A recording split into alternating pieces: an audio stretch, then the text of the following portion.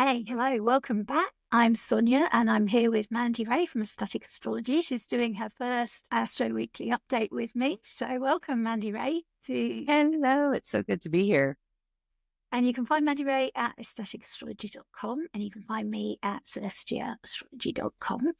And today we're covering the 29th of January to the 5th of February. So we're going to introduce you to the astrology of this week. And here I've got the astrology of the month. If you want to take a screenshot, and you can follow us week by week and see as we move through this month everything that's happening. But I feel like we've got a calmer month before we move into the spring that's going to be a bit more dynamic. But yeah, so we're going to be covering from the 1st here through to the 5th. A little bit happening and sending with that nice Jupiter direct. I'm excited about that. Yeah, we always like it, benefics direct, gathering a bit more speed and energy. So here we've got the overview of the month, and it was like Krista said once, it's like these planets are reigning in this part of your chart. So they're watering it and giving it strength and energy. And we can't see the sun or the moon, and that's because we kind of know where they are. The sun is currently in Aquarius and will be traveling into Pisces at this time. So we can see that there's a combination of all the planets. Even if you don't know exactly where everything is at the moment, you can see that everything's on this side of the chart. It's all building up in this area. So there's this focus at the moment, Aquarius, and everything moving into Pisces, getting ready to move into Aries in the spring. And the moon completes the full cycle of the zodiac as well. So Mercury is moving through Aquarius, and it will be cazimi with the sun that's also in Aquarius during that time. And we can see that Mercury is moving the fastest of all of them. I don't know if it quite meets Venus, but Venus will have moved on by the time it gets there. But it will be joining into Pisces. I think Venus will be on the move by that time. I think it might join Venus and Aries, maybe because they both go retrograde. Yeah, they're both going retrograde from Aries back to Pisces at this, over those same degrees as well, which is quite intense. I've not seen that before as an astrologer. I don't know if you have, Mandi. Yeah, I think maybe there was a similar thing happening, and I want to say it was 2017. I'll have to do my research on that, but it's a good thing to look at. So I'll make sure I know that by the time we get to it. Yeah, I mean, that's not happening until mid-March. So mid-March, yeah. Yeah, next month. It's worth knowing with the shadow, though, which we do have Venus getting to the shadow eventually. So, here we go. Yeah. And also with Mercury, this affects the fixed signs. So we like to tell you who might expect to see the changes or who might be feeling. I mean, I've been having some Mercury related problems, which might be Mercury gearing up. It feels like a Mercury retrograde for me, which might be because my Mercury's in Leo. So I've got like this opposition going on. So these fixed signs might be feeling Mercury's movements, and also Taurus and Scorpio. So you've got Aquarius, Taurus and Scorpio. And then when it goes into Pisces, it's more of the mutable signs that feel it. So you've got Pisces, Gemini, Virgo, and Sagittarius that feel it. Venus, and this is kind of what I was talking about. You can see Venus is starting here at late Pisces, which means it's in the shadow of its retrograde already. So whenever a planet moves forward, stations, and goes backwards, obviously it's retracing its steps. So it will be doing that, moving its first part of the way through until it stations retrograde. So all the way up to, what is that? It's 9 degrees, I believe, 10 degrees of Aries. So late Pisces through the first decan of Aries is where Venus will be traveling. Pay attention, I would say, especially if you're mutable or cardinal, because it will affect those types of signs the most. So we're talking Gemini, Virgo, Sag, and Pisces, or Aries, Cancer, Libra, and Capricorn. A large part of the zodiac. Everyone this month will be having something fixed, mutable. I mean, everyone. So we were just saying before we started about Mars is still retrograde in Cancer, and it looks like it's moving very slowly, which is what happens with the retrograde. The planets are practically stationary in the sky, and it's just because of the primary movement of the other planets that it's not actually moving backwards, but the other planets are moving forward. So it's like when you're in a train situation and there's a neighbouring train by you and one starts moving and you can't always figure out whether it's you or the other train that's moving. So it's that kind of sensation. But Mars is kind of still and the other planets are moving forward around it. So it's giving that sensation of it moving backwards. And of course it does travel backwards across the degrees as the rest of the chart is moving forwards. So it's kind of that interesting feeling, but in that sensitive, watery, lunar place of Cancer. Cardinal signs for that as well. Yeah, hitting those cardinal signs. So And water signs as well with Mars, because Mars is particularly, I guess, inflammatory sometimes. Although now that it will station direct February 23rd, and when it does that, it's almost like cleaning up rather than kind of maybe a breakdown with the retrograde. So I do look forward to that part of Mars direct. the other thing I think when any planet is in Cancer is because it's ruled by the moon. The moon is traveling through all the other signs like 2.5 days and then it moves on. So we get this ebb and flow of these emotions and the moon pulling us in different directions. So as the moon travels, your experience of the Mars retrograde can shift quite significantly as well, depending on where the moon is. So if you're finding that impacting you, if you've got cardinal placements, then by all means check where the moon is, because in a day or two it's going to change again and you're going to be feeling something different. So it passes, as they say, and it passes quite quickly for planets. Yeah, it does. And I find it interesting because Jupiter's the next one we'll talk about. Jupiter is stationing direct, by the way, but it's still going to move slow in Gemini. But I find it interesting that both Jupiter and Mars are being ruled by a planet that can move fast, and especially with Mercury, can change on a dime. So, with Mars and Jupiter both being in signs that have planetary rules that move a lot. So, I think things feel frenetic and maybe shifting a lot more with the fact that that's the case right now. So, luckily, though, Jupiter is moving slowly and direct February 4th. I'm excited. Yeah, looking forward to that one. And then we've got Saturn, and Saturn is a slow mover. Saturn's out of its retrograde now, and it's beginning its move towards Aries.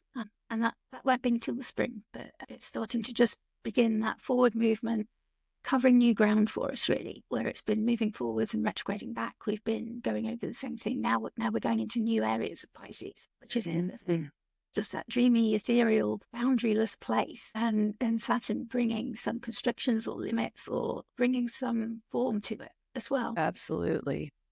That's right. And the rest are considered outer planets because everything beyond Saturn, Saturn's the last planet we can see with the naked eye. So it makes a lot of sense that the rest would be considered outer. And Saturn is the boundary, right? So then we get to Uranus, which is really slow, not moving very much. It will pick up speed at the beginning of the year, though. But the beginning of the spring is what I meant, which is the beginning of the year for astrologers sometimes. So with Uranus, it's the change maker, and it's making change to 1 degree of your chart right now. As far as the nodes go, they're also moving quite slowly in Pisces and Virgo. North node at the very, very late degrees of Pisces. Neptune, Chiron also moving quite slowly. So I think, as far as the outer planets go, which does have a lot to do, and Pluto and Aquarius, with cultural concerns, I think. With the outer planets, you have lots of big macro events with them. And of course, that can filter down to your life. But I think with them all moving quite slowly right now, it's things like Mars and Venus and Mercury that are taking center stage. It's the inner planet. I heard you were talking before about like the being no oppositions and the significance of that. Do you want to? Yeah, there aren't any oppositions right now. And I find that there also are a lot of maybe more flowing things going on. Like Saturn is going to sextile Uranus, so you have these, and maybe not exactly, but close enough for the outer planets. Let me put it that way, because they don't get into this position very often. So yeah, no oppositions means that we have a whole area of the chart that's not being highlighted, pulled on. Change happens with oppositions and change happens with squares, even though they're not exactly looked at as, I guess, sweet aspects. They are ones that cause movement. And so the flowing aspects that are actually happening, for instance, Saturn and Uranus are coming into at least pretty closer than they've been, sextile. And you have Pluto and Uranus will be in a trine later in the year. So it's starting to happen, and they're still in a sign-based square, but it's quite wide. So it's coming, the trine is. So I think that indicates maybe things locking into place in a good way. So we're almost there. It's like we're coming through the tumultuousness, but there is something to be said about signs that aren't being pulled on, and where you can maybe find solace or answers to questions, So something to think about. Yeah, that's very true. Okay, so this is the week, and these are the aspects we're going to be looking at for the 29th to the 5th of February. So Venus meeting Neptune in Pisces, and I always quite like this one. Venus is going to be at her exaltation degree as well, because she's exalted in Pisces. But there's always one degree where that exaltation really focuses in. An exaltation can mean just that expectation that people are going to bring things to you. You're an exalted guest, and things are just delivered and laid before you. So you just got this vision of Venus kind of in her shell, just being head grapes and wine and all these beautiful things laid before her. And of course, Neptune is that spiritual planet. It can have quite a shadowy downside, but very transcendent and otherworldly. So maybe these Venusian gifts are, if you want to lean into that, that's really quite nice. And that's before her move to Aries and then her return in retrograde. Then we've got Venus entering Aries. So after kind of like this nice spa day that she's enjoying, she's got to get to work. And this is where Venus has to fight and work harder here. She's got to get creative with her solutions. Things aren't being brought to her here. She's having to work hard. And I think of those women warriors when I think of Venus in Aries. We'll talk more about that as we get to it. And then the one that we're all looking forward to, Jupiter stationing direct in Gemini, because of all this information and TikTok and things like that have happened, being banned in America. Whether we'll see a reversal of that possibly when Jupiter goes direct is possible. But again, we'll get to that. But how do you feel this week looks overall, Mandi? I think it feels like things are shifting a little bit with the Jupiter station and Venus moving into Aries, but I am looking forward to the very first day of February with Venus Neptune. I think Neptune's so tricky. It can be magical, but it can be deceptive. So you have to be on your toes, but luckily Venus moving into Aries will get on its toes really quick. Yeah, I feel overall good about this first week. Overly, did you hear? I said overly good. That's Jupiter direct. Overly good about it. Yeah, that's all the faith and hope that Jupiter's bringing in, and we're already starting to feel it. And Venus, Neptune too here. Look at the moon there too. I just love this because that is, hopeful, I think, with Venus, Neptune. It is faith. And I think that's why Neptune can be deception, because it encourages you to have faith in things and to believe. And I always love to bring up the Christian concept of the Holy Spirit. And that's only because in, I guess, their doctrine or their belief system, there is the Bible, which is written by man. And then there's this fact that you can hear God, which is very much Neptune. It's not written. It's not anything that's, is carved in stone. It is just, it's dreams. It's the whispers of the muses, And so that's why I like to talk about it in this way. That's, if you are a creative, and you can be creative in anything you do, this is a very good day to do that, to kind of look to the muses and go, hello. It really is. And it's interesting that it's there with the North Node. So there's a note of caution there. So this is all happening on the 1st of February. I don't know, is it our first taste of the North Node in Pisces? Because we're coming up to eclipses next month. But to have this conjunction right with the North Node. And the North Node can indicate increase, but can also get us wanting things that they're going to be good for us in the moment, but maybe not good for us in the long term.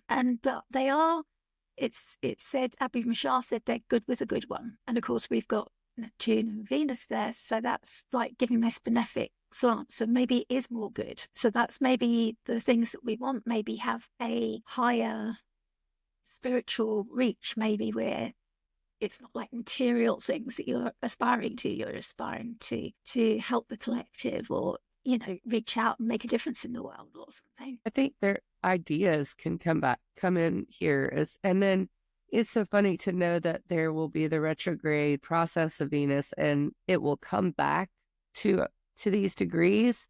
So here I could see this even being like the spark, and then the retrograde being how do I figure out how to do this, how to bring this into my life. I had this great idea, I have this maybe even spiritual, conquest, whatever it is. It's how do I get it done? So this day is pay attention for sure. Yeah, and with the moon there as well, bringing like possibly that nurturing feminine insight, that dreamy quality of it, or the instinct and the imagination and the ability to tap into intuition, as well as just heightened that with Neptune and the moon so close together. I always talk about creating a healthy container, so it's quite nice if you can do something that's linked to water and your intuition. If you're wanting to meditate near water or even in the bath or something like that, that would be a great time for getting some real insights. If you mentioned before you meditate, it's something you want to understand, maybe. Emotion quality. Or if you're a musician, or, if you're somebody who is an artist or a creative, you can really get some significant inspiration, I feel, on this day. And one last thing I'll say is that Mercury and Jupiter are applying to a trine. So Jupiter is the traditional ruler of Pisces. And so to have Mercury, which is ruling Jupiter, trining Jupiter, ruling this Venus-Neptune conjunction feels fortunate. Yeah. And then we've got this sextile as well to Uranus. Mm-hmm. Venus is signed. So it's kind of bringing in, I remember what you called him. The change maker. Yeah. I call him like an awakener. Again, like awakening you to a new insight. So there's that potential where he's in Venus's temple doing that kind of work, and linked in as well with the moons flowing forth from him, but carrying those insights into the conjunction. Mm-hmm. Yeah, this day is probably one of my favorites of February already, and we just started out, so. Yeah, we're hitting the ground running, aren't we? It's really nice. Yeah, I had an archetype here that came from the Archetypal Explorer book, was like sacred love, or love as a mystical force. And that love without boundaries as well, like without conditions, unconditional love. You get with Venus in Pisces, but also Venus meeting Neptune. Neptune is known as a dissolver. It doesn't have boundaries. So it is just pure love, that essence that comes through. Mm-hmm. It's also that potential Venus representing love in all its forms. Here it just feels like the element of purity, but also the warning of Neptune and having that potential shadow side of potential for illusions and delusions and the rose-tinted glasses. So make sure that if you're feeling that love, that it's well placed. I always say that's the way to judge that best, is to lean into what people around you are telling you. And if everybody's saying the same thing, even if you don't feel that, it's sometimes wise to listen in. If they're trusted sources that you can trust from before, and they're all singing from the same song sheet, you think of these people who've been scammed with these catfishers or whatever, and it's that illusion that lady who thought she was helping Brad Pitt by sending him money. It's kind of that thing that she was so intense in that story that even though everybody around her was telling her Brad Pitt is not communicating with you online and asking you to help him with money, he so wanted to believe it, and so she started hiding it from her. And I think that's where the illusions come in, and you want to believe it so much that you start deluding even yourself. Oh, I had some dates. So they're meeting now on February the 1st in conjunction, and they'll meet again because of the retrograde on March 27th at 29 degrees. Is that right? They'll meet in... Yep. Anoretic. The moon will be there again. Moon's there as well. Lovely. So it's like a replay, but maybe a bit more tense. Absolutely. And Mars is direct at 22. So it's very, very similar. That's really cool. Except Mercury is with an Aries retrograde. So that's the biggest difference. And then again, May 2nd in Aries. Conjunction in Aries at 1 degree. I mean, these usually meet maybe once a year. Venus's cycle around the zodiac, but because of the retrograde going around and across where Neptune is, they're meeting that 3 times. So it's like that 3 coats of paint, lean into what you're going to learn from her and from them together. And then what happens to Venus? It moves into Aries. And And with that being said, Mars being the ruler of Aries is probably one of the things I'm tuned into most about this ingress, because Mars is in Cancer. And to me, Venus being a warrior in Aries, looking to what Mars is needing help with almost, even though they're square by sign, they're not square exactly. It's just that's the ruler. So it seems more emotional, like I'm going to fight for my family kind of thing, or I'm going to fight for my needs. And that's very important. The moon being in Taurus during this is, that's where the moon is exalted, first of all. And also Venus is home sign. So you have this interplay between Venus, moon, and Mars that I think screams like values, and my needs are important, my family is important, and whatever you consider family. But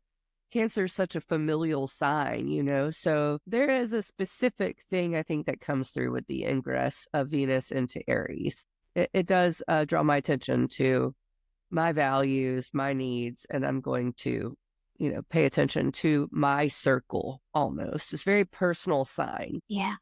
I always think of Aries as like a rebirth, where Pisces is the last sign where you kind of dissolved into the collective of everybody and kind of lost yourself a little bit. And then Aries is like really finding out who you are, a real focus on individuation.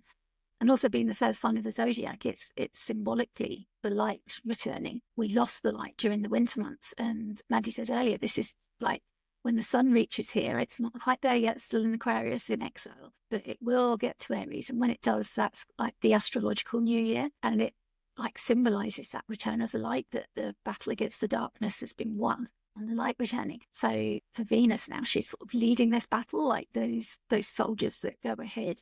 There's a word for it, isn't it, that I can't think of, but they're kind of like staking out the territory beforehand and maybe sending information back.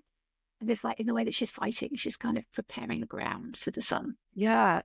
And Mars is still retrograde. So it does give the notion that maybe you get into it, but you have to kind of reevaluate, like Venus goes into the battlefield and sees everything, but Mars is like, I'm not sure if I'm retreating or not. What am I doing? So it's like, well, let me just check it out, like you said, and take it back to Pisces, and where they will be in a trine. I don't know if they do exact trine from Pisces to Cancer, but there's this sense that Venus is helping Mars, which doesn't happen very often. It does happen, but I like that. Yeah. But it's like, don't do too much in the very beginning, because there may be a little bit of, fervor, because Mars is slow. Mars is loud right now, and it's whiny, and so Venus is like, what do I need to do for you? Don't, it's like maybe watch the acting too fast, especially acting on emotions. I'm not saying don't, because maybe that's what you need to do, but there is a sense that you could go overboard in that way. And, Jupiter is also being loud, and there is a lot of this profuse in my feelings, I'm going to speak about it situation going on. Yeah, and we're going to be talking a lot about this cusp between Pisces and Aries this year, going forward. That's right. I think we've said already, but just to reiterate the point that both she and Mercury and then Neptune and then Saturn are all going to pass over this and make this ingress and then retrograde back. So it's like this is going to be a collective experience as well, with Neptune that represents generations and the collective, Saturn representing the older people, Venus representing women and the feminine rights and issues. So all of these things are coming up, and like you say, with Mars having that final say and then Jupiter ruling Pisces, so that flip-flopping between the two, maybe trying one, going back to the other, and trying to get it right, I suppose. Who are they when they decide to go forwards in Aries? Who are we all going to be when those planets start to move forward in Aries? Things could look quite different because of this little line here, this ingress being so important, quite significant. And of course, poor Venus being in exile here. And it is a place of like pioneering and signified by the Ran, who just like head down and my way through. I'm just going to go for this. So it does make me wonder, like with women's rights and everything. I know particularly in America with the election and what might come forward from that.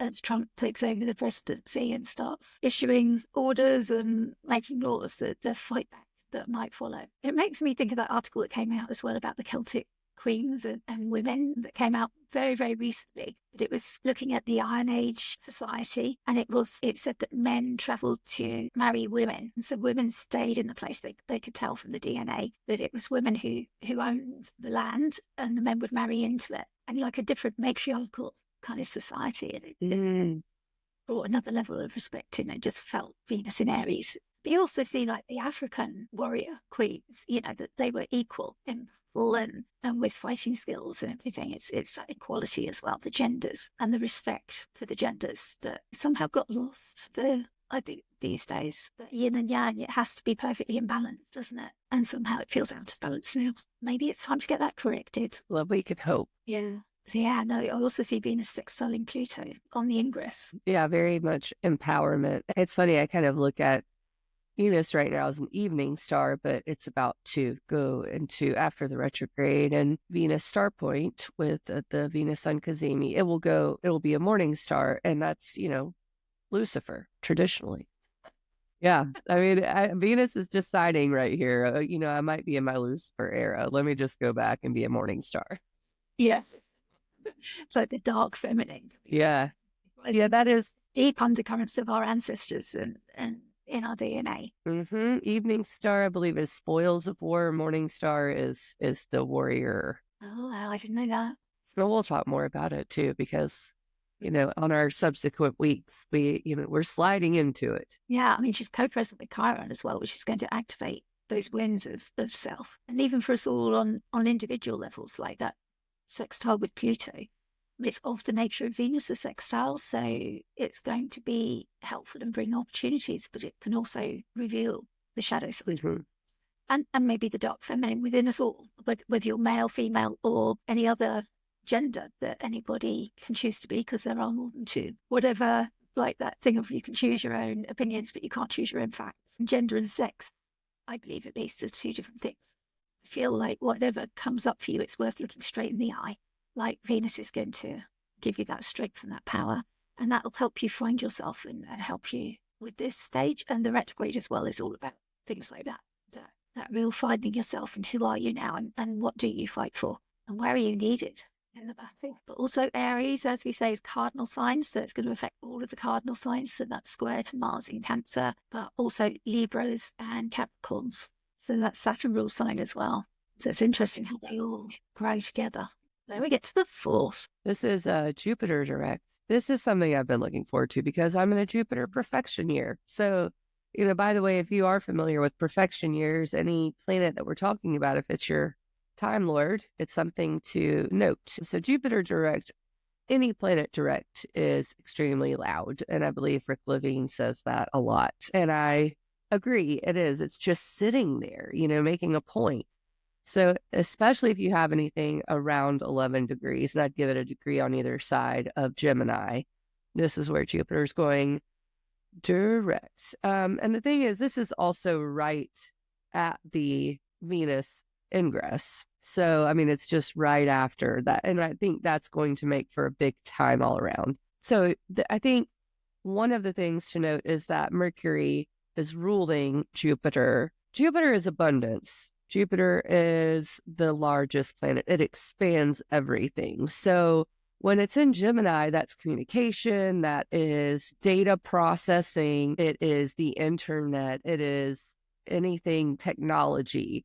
And that's what Mercury rules as well. So commerce is also a thing with Mercury. And I think commerce is really a big topic right now in America, especially with the new administration, I'll say that. And Jupiter at this time is just past exact trine to Mercury. And Mercury is going to go Cazimi soon after this. So there is a lot happening and a lot of information on this day. And so it's one of those things, especially with Venus moving into Aries right at this moment, that you might say it could be overwhelming, I think, and people will be acting on this information. So even though Mars is retrograde and the action tends to slow down, I'm just not so sure that this won't be a super active day, whether or not Mars is retrograde or not. It doesn't matter. Do I think it's negative? Not necessarily. Jupiter is a benefic planet. So I think that there could be pluses and minuses to this moment because I don't think Mars retrograde, it seems like something is still undercover. I'll put it that way. There's just something we're not sure about, but pretty overwhelming day of data processing for your brain. I think it's good to maybe go into the Taurus moon at this time and kind of, comfort yourself, get you a nice warm fuzzy blanket and maybe doom scroll. Yeah, I love that overload of information is intense, isn't it? Jupiter will enter Cancer on June the 9th. Yeah, so it goes fast from here. It starts slow, but eventually it will move into Cancer in just a few months from this. So it's been retrograde since October the 9th. So we've had that all through the Christmas and New Year period, this retrograde energy. And I think it was Chris Brennan and Austin Coppock were talking about like the day of the station or the days around the station. Quite often you see the most intense significations. I don't know if that's similar to what you were saying, Rick Cavini was saying, but what the Jupiter direct means, everything. Yeah. Jupiter in Gemini. So yeah, full stories. I quite often just like look at the news just to see. I don't like to go too deeply into it because it always healthy, but just to see what stories relate to this information coming through and this influx. But also being a benefic, sometimes it can be expansion for good or bad.